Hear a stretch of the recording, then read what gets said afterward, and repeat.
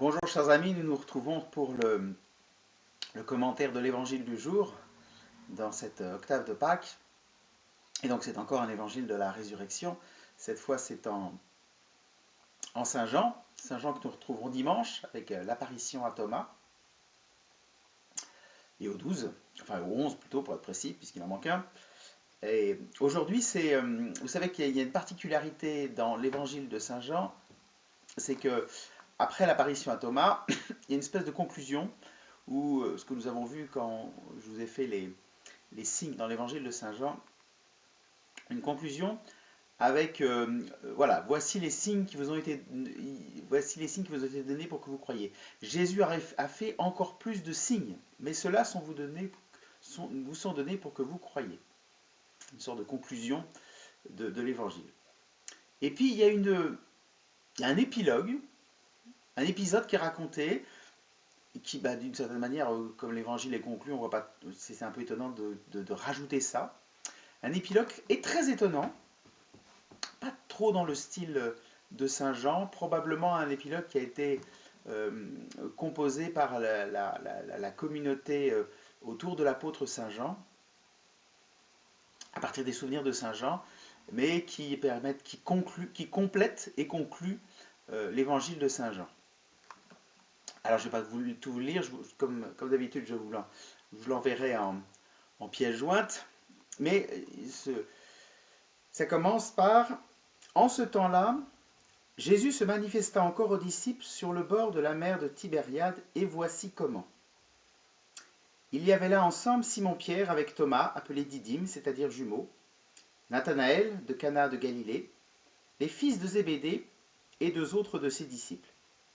Simon-Pierre leur dit « Je m'en vais à la pêche. » Et les disciples que nous avons cités vont suivre Pierre pour aller pêcher.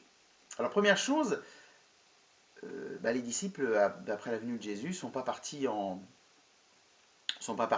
mission. Voilà. À la fin de l'évangile de Saint Jean, on verra ça dimanche, Jésus souffle sur les disciples pour leur dire, voilà, recevez l'Esprit Saint, allez par toutes les nations, voilà, pour amener le salut dans toutes les nations. Donc on aurait pu penser que maintenant ça va être la Pentecôte, ils vont partir. Mais il y a une espèce de petite période un peu étonnante où, grosso modo, là, on a l'impression que c'est l'entre-deux. Voilà, ils ne sont pas encore partis pour évangéliser, donc on n'est pas dans les actes. En même temps, Jésus a l'air d'avoir donné son testament, et puis il y a eu la conclusion de l'évangile. Et cet épisode-là nous raconte de manière très étonnante les disciples qui sont revenus en Galilée, au lac de Tibériade, et puis qui reprennent leur vie d'avant, d'une certaine manière. C'est pas tout que Jésus soit ressuscité, en attendant, il faut faire bouillir la marmite, et donc ils repartent, ils partent pêcher, et c'est la suite de cet évangile, ils ne pêchent rien, ça arrive, hein. Voilà, et à ce moment-là, au matin, ils voient Jésus sur le bord, ils ne reconnaissent pas que c'est Jésus. Ça fait un peu penser à la façon des témoins d'Emmaüs, vous voyez. C'est Jésus, mais ils ne le reconnaissent pas, alors qu'ils l'ont vu un certain nombre de fois. Et qui leur dit, est-ce que vous avez pris du poisson? Il leur dit, donc la réponse est non, ils n'ont pas pris de poisson. Il leur dit, jetez vos filets à côté de la barque, je crois que c'est à droite de la barque, qui a... oui, c'est ça, à droite de la barque, et droite a un sens spirituel, et vous trouverez. Et effectivement, il jette le filet, et là, pêche miraculeuse. Et en voyant ce signe, même si dans l'évangile on ne dit pas signe, dans cette partie-là on ne dit pas signe, en voyant cela, le disciple que Jésus aimait dit à Pierre, c'est le Seigneur. Et Pierre se jette à l'eau pour rejoindre le Seigneur. Il y a le fait que Pierre entre dans l'eau, il y a quelque chose de baptismal là-dedans. Et puis Jésus offre un repas de pain et de poisson à ses disciples qui sont là, et personne ne lui demande qui il est. Ils ont reconnu le maître, et Pierre va aller tirer le filet pour le ramener sur la berge, ce filet qui contenait plus de 153 poissons. Alors, un petit épisode un peu étonnant, parce que autant la multiplication des poissons, la pêche miraculeuse quand Jésus est en Galilée, au tout début de sa mission, comme signe qu'il est le Fils de Dieu venu dans le monde, on comprend. Mais là, on voit pas tellement l'intérêt. Jésus est ressuscité, à la rigueur, en comparaison, la multiplication, une pêche miraculeuse, là, pas beaucoup d'intérêt. Enfin, on sait qu'il est. La preuve, ils le disent. Ils savent qui il est. Ils n'ont pas besoin que Jésus leur explique qu'il est le Fils de Dieu. Ils le savent. Ils le confessent. C'est le Seigneur. C'est la grande confession chrétienne des débuts des apôtres, quand on dit Jésus est le Seigneur. Je vous l'avais dit dans la petite catéchèse sur le credo. C'est la confession de la divinité du Christ. C'est le cœur de l'annonce, du kérigme, comme on dit, de l'annonce chrétienne. Pourquoi Jean nous raconte ça? Bien, en fait, Jean, d'une certaine manière, comme Luc, avec les témoins d'Emmaüs, ne veut pas nous raconter une histoire comme ça juste pour nous distraire. Il est en train de s'adresser à chacun d'entre nous qui de fait ne vivons pas avec le Christ ressuscité, ne voyons pas le Christ ressuscité, mais qui vivons de Christ ressuscité. Si on va à la messe le dimanche, si on demande le baptême, si on reçoit l'Eucharistie, si on prie, si on lit l'Évangile, c'est parce que le Christ ressuscité est présent parmi nous. Et nous sentons et nous cherchons à sentir sa présence. Et dans cet Évangile, Jean dit, d'une certaine manière, eh bien, cette présence du Christ ressuscité cachée dans la vie de l'Église sera source de croissance et de miracles. Dans l'évangile de Jean, Jean dira ceux qui viendront après moi feront des signes plus grands encore. En fait, cet épilogue johannique, il ouvre à la dimension de l'Église. Le Christ s'en va, il laisse l'Église, il laisse le signe ultime qu'est l'Église dans le monde pour être signe du salut, bien plus, pour opérer des miracles. Pas forcément les miracles des guérisons, mais pour que, au travers du signe de l'Église, les gens voient la puissance de Dieu à l'œuvre. Voient cette puissance de Dieu qui multiplie la vie, qui démultiplie les dons, comme la pêche miraculeuse. Et d'où la place dans cet épisode-là, et ça va se poursuivre, on va pas l'entendre là, on l'entendra à la fin du temps pascal, le discours de Jésus avec Pierre, sur Pierre m'aimes-tu?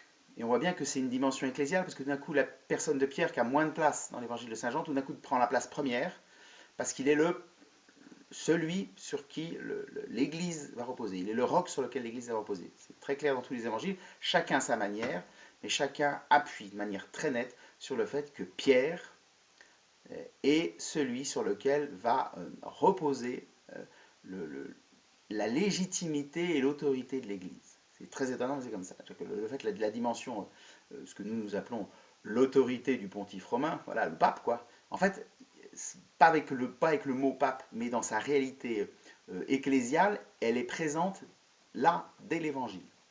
Et donc la Pierre va devenir celui qui va être à la tête, le signe visible de l'Église invisible, et qui va être ainsi le témoin et celui qui est à l'œuvre de cette croissance et de cet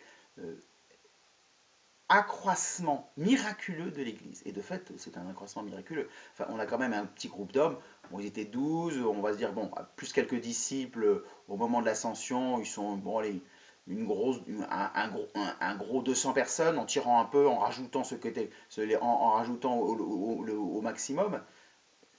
Et nous avons dépassé les 3 milliards de baptisés catholiques dans le monde, en 2000 ans. Enfin, c'est colossal. Colossal à partir d'une si petite et un si fragile début.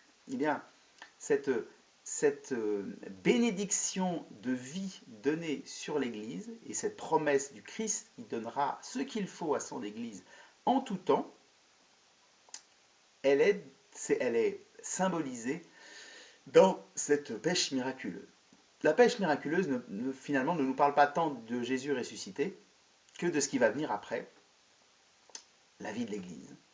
Cette Église qui, en son sein, dans sa façon de chercher à vivre du Christ, à vivre de la charité, à vivre de la foi, à vivre dans l'espérance, cette Église qui va maintenant être l'icône, la manifestation du Christ dans le monde. C'est pour ça que le Christ compte sur chacun d'entre nous pour ainsi, pour ainsi être, être des signes de l'évangile dans le monde, pas en faisant des choses extraordinaires. Si Jésus veut faire des choses extraordinaires dans son Église, il le fait, et il ne se gêne pas pour le faire. Mais il attend surtout que dans le quotidien de notre vie, comme Pierre qui se revient dans le quotidien de sa vie, c'est-à-dire qu'il est juste pécheur, dans le quotidien de sa vie, accueillir la puissance de vie et de grâce que le Seigneur, l'inouïe de la puissance de vie et de grâce que le Seigneur veut mettre. Et pour ça, il faut avoir ce cœur disponible et ce cœur attentif, à l'image du disciple qui reconnaît la présence du Seigneur dans le signe de la multiplication des pains, qui reconnaît, comme nous-mêmes nous pouvons reconnaître dans la présence du Seigneur dans les réalités de notre Église, et d'abord dans cette façon dont l'Église fait naître non seulement des fidèles, mais même des saints autour de nous, même de manière cachée, mais nous avons tous ou parce que nous avons lu la vie des saints, ou parce que nous connaissons des gens qui ont une vie remarquablement proche de l'Évangile. C'est pour nous un signe que le Christ est là présent dans son Église. Voilà, petit commentaire très simple de ce très bel évangile de Jean. Demain, nous verrons on est samedi, on sera samedi, donc l'octave se terminera, donc on verra l'évangéliste dont, pour l'instant, si vous avez été attentif, pour l'instant, on n'a pas encore entendu les récits de la résurrection de cet évangéliste-là. Et donc voilà, donc c'est lui qui va conclure notre octave de Pâques. Voilà, soyez toujours attentifs à la présence du ressuscité surtout dans les petites choses de la vie. Voilà, que le Seigneur Tout-Puissant vous bénisse. Allez dans la paix du Christ. Alléluia, alléluia. Rendez grâce à Dieu. Alléluia, alléluia.